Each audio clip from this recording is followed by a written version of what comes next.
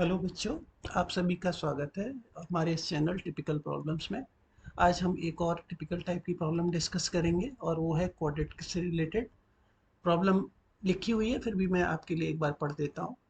If p q and r positive rational numbers such that p is greater than q is greater than r, and the quadratic equation p plus q minus 2r x square plus q plus r minus 2px plus r plus p minus 2q is equal to 0 has root in minus 1 0, then find the nature of the roots of px square plus 2qx plus r is equal to 0।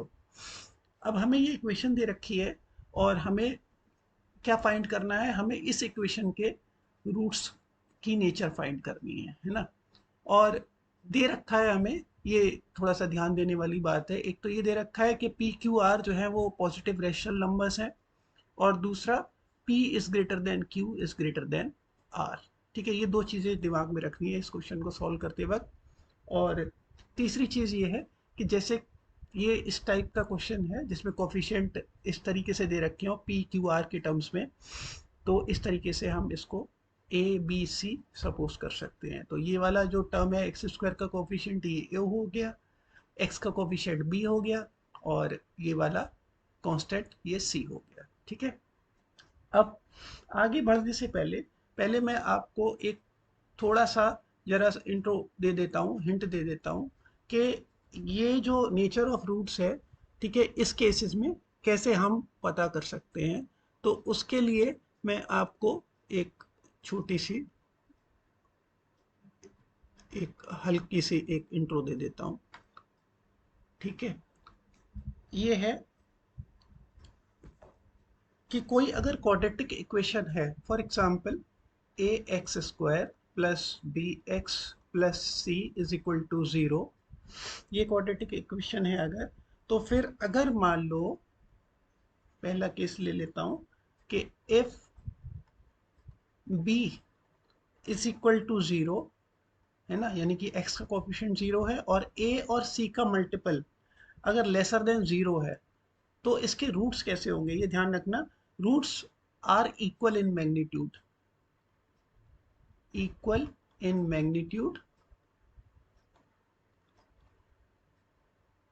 ठीक है, but opposite in sign. नहीं तो ये याद कर लेना। ठीक है, दूसरा if c is equal to 0, ठीक है, तो क्या होगा, तो एक रूट जो है वो क्या होगा, one root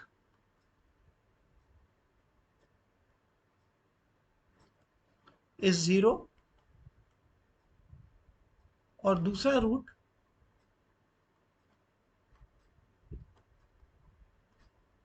minus B upon ए, ये होता है ना। चाहो तो आप लिख सकते हो, इनको लिखते जाना। थर्ड वाला, if b is equal to c is equal to 0, ये दोनों 0 हैं, बी और सी दोनों 0 हैं, तो दोनों जो रूट्स होंगे both roots are 0।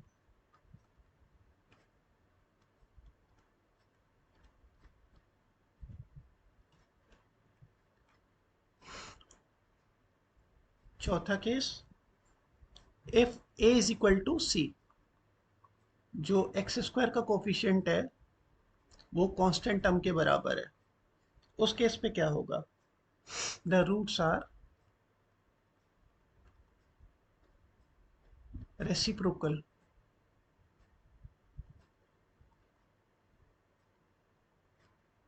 Reciprocal to each other.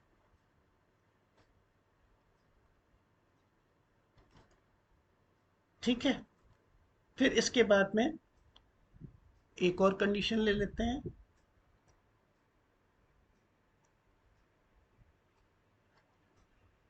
If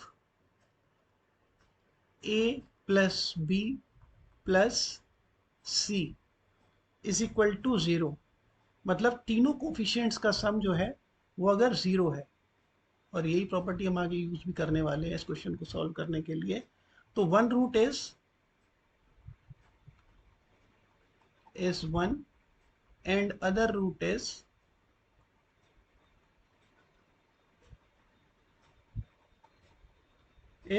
c upon a। ठीक है, तो एक रूट उसमें 1 होगा, दूसरा रूट c अपॉन a होगा। इसको हम इस क्वेश्चन को सॉल्व करने के लिए यूज करेंगे। आगे एक और ले लेते हैं। इफ a बराबर b बराबर c इज इक्वल टू 0। ठीक है, अगर ये मान लो तीनों 0 के बराबर हैं तो द इक्वेशन जो है वो क्या बन जाएगी, एक आइडेंटिटी बन जाएगी। The equation will become identity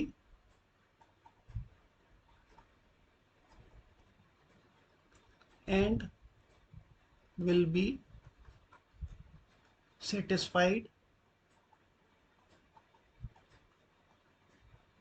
by every value of x। ठीक है, मतलब ये जो है वो आइडेंटिटी बन जाएगी और इसमें कोई भी आप वैल्यू x की डालोगे तो वो इक्वेशन सेटिस्फाई होगी। तो ये आइडेंटिटी जो है वो कुछ आपको मेन याद रखनी है। ठीक है, और ये वाली हम यूज करेंगे इसमें। अब हम वापस चले जाते हैं अपने क्वेश्चन पे। क्वेश्चन था हमारा कि p plus Q minus two r x square plus q plus r minus two p x plus r plus P minus two q is equal to 0। ये हमें दे रखा है और साथ में दे रखा है कि p q and r positive rational numbers है such that p is greater than q is greater than r।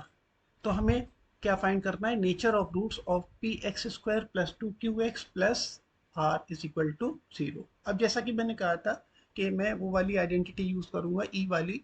तो अब देखो इसमें a प्लस बी प्लस सी, जब भी कुछ इस टाइप का आया करे तो इन तीनों को ऐड करके जरूर देख लिया करो आप लोग। तो a plus b plus c बराबर देखते हैं इसमें कितना आता है, p plus Q minus two r plus ये b ऐड कर दिया q plus r minus two p plus c add कर दिया r plus p minus two Q. ये आप ऐड करो तो ये आएगा p plus p two p, q plus q two q और r plus r two r, फिर माइनस टू आर, फिर माइनस टू पी और माइनस टू क्यू। तो ये बराबर आ गया आपके 0 के।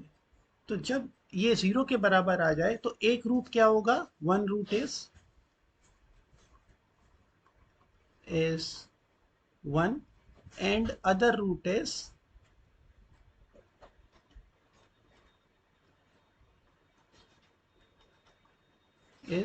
माइनस वो c अपॉन ए, दूसरा रूट c अपॉन ए होगा। तो अब हम ये देख लेते हैं कि दूसरा रूट c अपॉन ए है और हमें ये भी दे रखा है कि जो दूसरा रूट है वो उसकी रेंज क्या है, -1 टू 0। अब c अपॉन ए की वैल्यू आप इसमें डाल दो, यानी कि ये आ गया आपका r plus P minus two Q, ये हो गया c, a हो गया p plus Q minus two R. ठीक है, और ये लाई कहाँ से कहाँ तक कर रहा है, ये लाई कर रहा है -1 और 0 के बीच में। तो हम इसको ऐसे लिख सकते हैं, है ना। अब देखो हमें ये दे रखा है गिवन दैट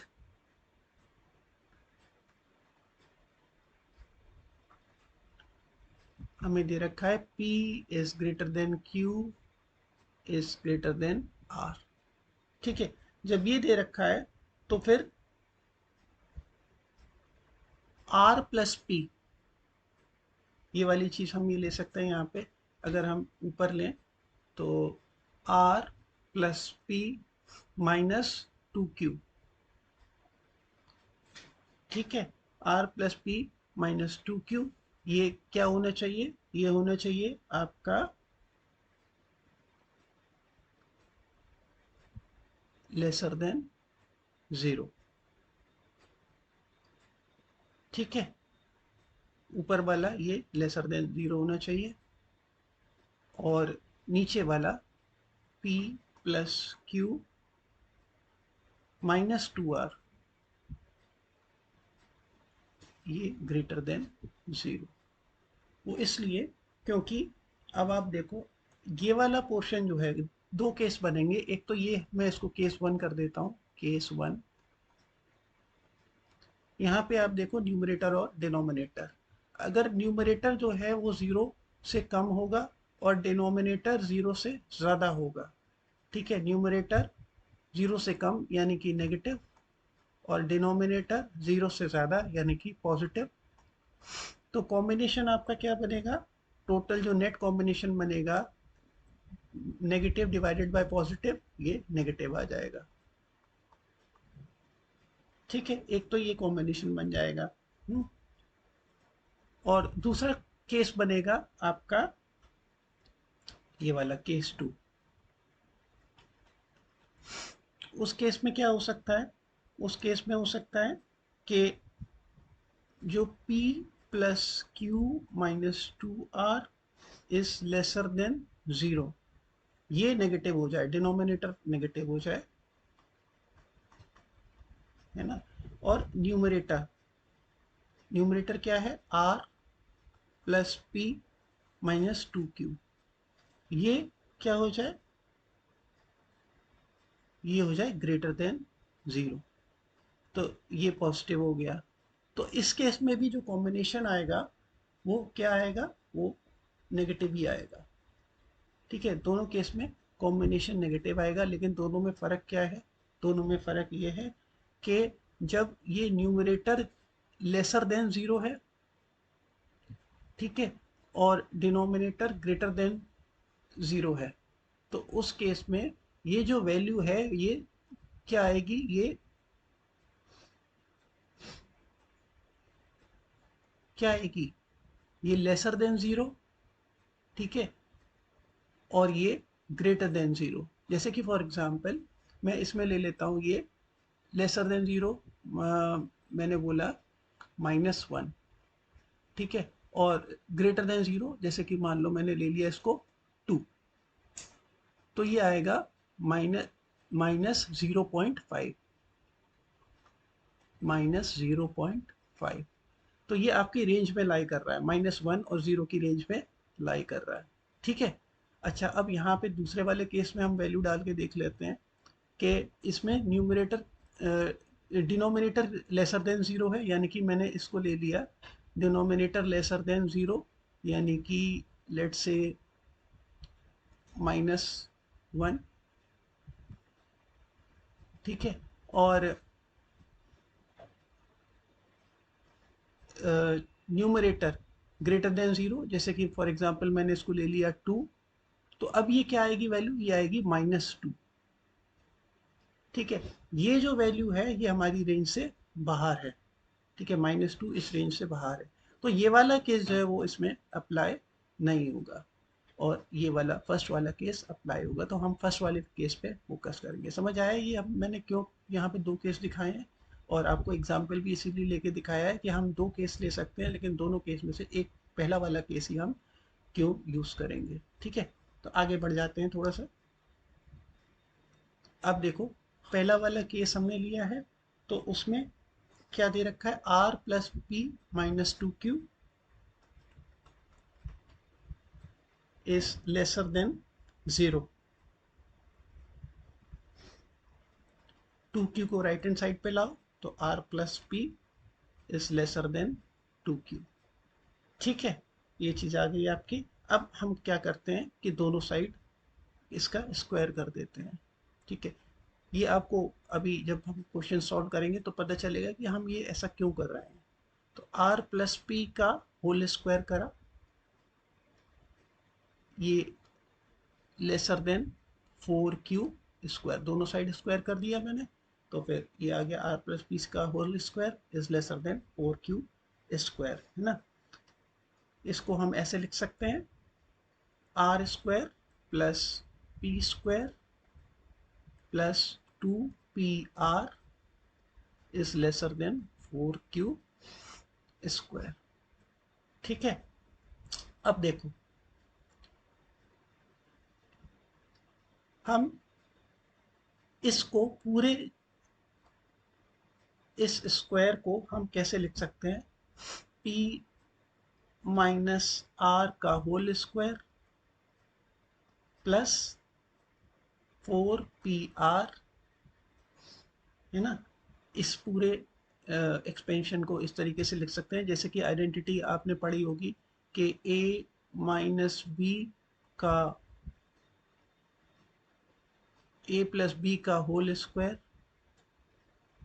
बराबर होता है A माइनस बी का होल स्क्वायर प्लस 4AB। ये आपने पढ़ी होगी आइडेंटिटी, वही मैंने इसको यूज कर लिया है बस। तो P माइनस आर का होल स्क्वायर प्लस 4PR हो गया, ये है ना, ये बराबर आ जाएगा इसके लेसर देन 4Q स्क्वायर। अब देखो ये किसी भी चीज का स्क्वायर हो, चाहे वो नेगेटिव हो चाहे वो पॉजिटिव हो, उसका स्क्वायर क्या होता है, हमेशा पॉजिटिव। ठीक है, और ये तो पॉजिटिव है ही है।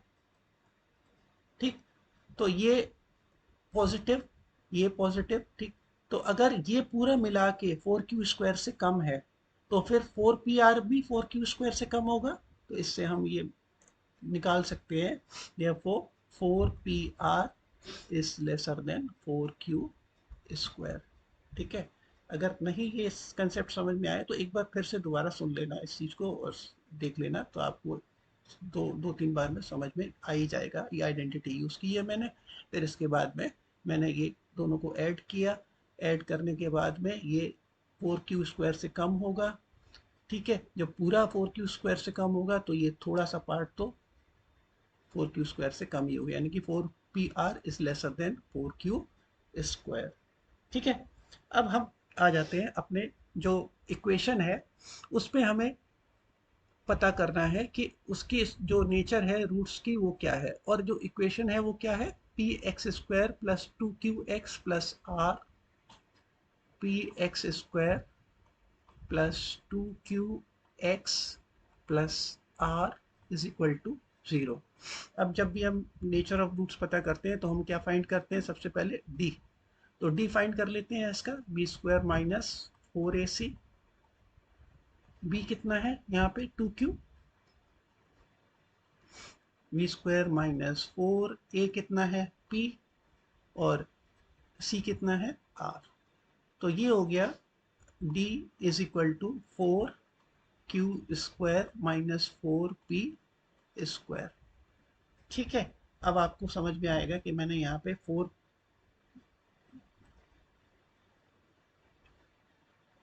एक सेकेंड, ये आ गया 4PR, सॉरी। हाँ, अब आपको समझ में आएगा कि मैंने यहाँ पे Q स्क्वायर और PR में क्यों कंपैरिजन किया। तो यहाँ पे देखो आप 4PR is lesser than 4Q square, यानी कि 4Q square is greater then 4PR। ये जो पोर्शन है ये किससे बड़ा है, ये इससे बड़ा है। तो इसका जो नेट है वो क्या आएगा, इट विल बी क्या, ग्रेटर देन 0, पॉजिटिव आएगा। तो जब भी डी की वैल्यू ग्रेटर देन 0 आती है तो रूट्स कैसे होते हैं, रियल एंड डिस्टिंक्ट। ठीक है, तो इससे हमें पता चल गया कि हमारे जो रूट्स हैं वो रियल और डिस्टिंक्ट होंगे इसके। ठीक है, समझ में आया बच्चों। तो आई थिंक कि एक और आपकी प्रॉब्लम सॉर्ट आउट हुई। ठीक है, नेक्स्ट सेशन में हम लोग एक बार और देख नई प्रॉब्लम सॉर्ट आउट करेंगे। ठीक है, टिपिकल प्रॉब्लम। अगर आपकी कोई प्रॉब्लम है तो आप भी मुझे भेज सकते हो, व्हाट्सअप नंबर आपको पता ही है मेरा। ठीक है, मैं इस पर लिख देता हूँ चाहो तो, 7456840635, ये व्हाट्सअप नंबर है। आप इस पर मुझे मैसेज कर सकते हो, व्हाट्सअप कर सकते हो और अपनी प्रॉब्लम सेंड कर सकते हो। तो मैं जो है वो आपकी प्रॉब्लम डिस्कस कर दूंगा या पर्सनली भी आपको बता सकता हूँ। दूसरी चीज़ ये है कि आप चैनल को लाइक सब्सक्राइब और शेयर ज़रूर कर देना बेटा, क्योंकि ये आपको पता ही है सारे यूट्यूबर्स की रिक्वायरमेंट होती है, तो वो भी एक पार्ट है। तो अगर आप चैनल से कुछ हेल्प आपको मिल रही है मेरे चैनल से, तो फिर आप थोड़ा सा अपना ये कंट्रीब्यूशन भी कर दें, है ना। Thank you for watching, have a nice day.